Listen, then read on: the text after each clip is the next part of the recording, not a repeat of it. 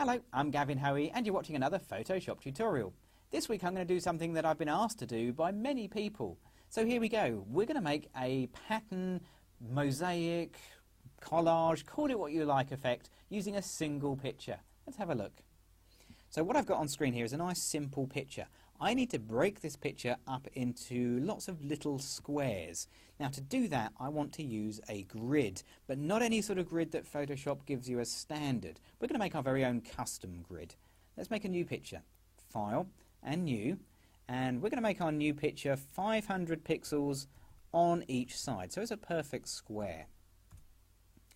Now we're going to come up to Select All, and then Edit and Stroke it. Got black as my colour, 1 pixel on the inside, like that. Now that picture I'm going to turn into a pattern by coming up to Edit and Define Pattern. Give this a name, give it something that's going to be familiar, so we'll call it Grid 500 because that's the size, and click OK. That's it, job done. Close it down.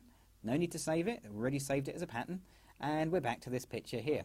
So here we are, this is a good looking picture, but where's our grid going to go? Well, it's going to go on its own separate layer. So let's make a new layer, and let's go up to Edit and Fill, but we're not going to fill it with a colour.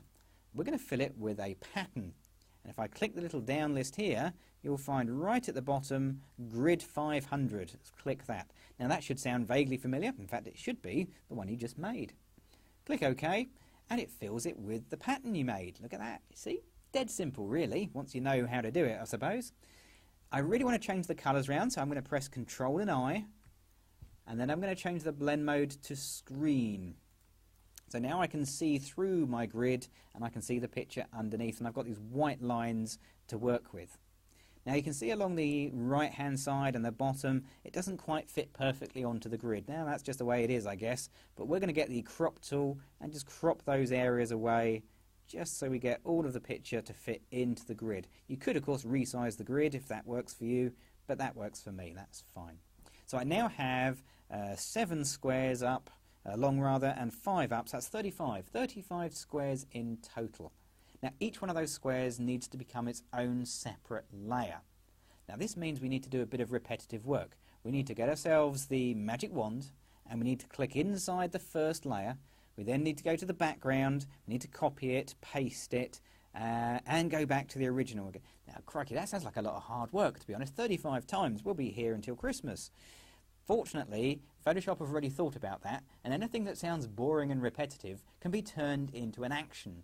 Now if you've never used actions before, you're about to see them in action, if you can pardon the pun.